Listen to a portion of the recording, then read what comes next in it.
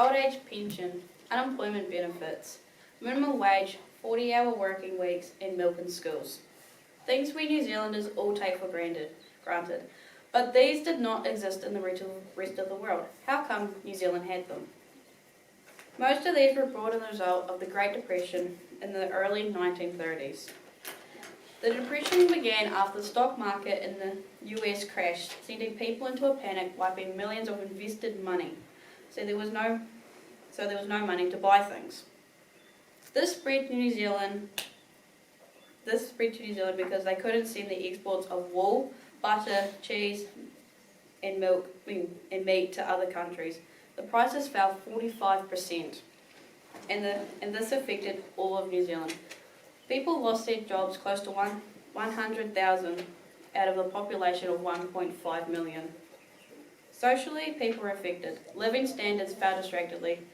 Poverty led to poor housing, little clothing, and hunger. Careers were ruined, businesses were lost, hopeless and despair were common.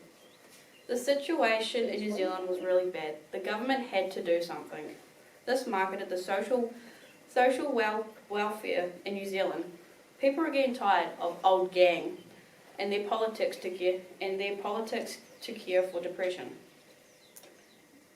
Labour politics appealed to a wide variety of people.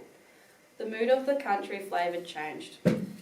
A new party was elected and brought a new measurement to improve things for New Zealanders.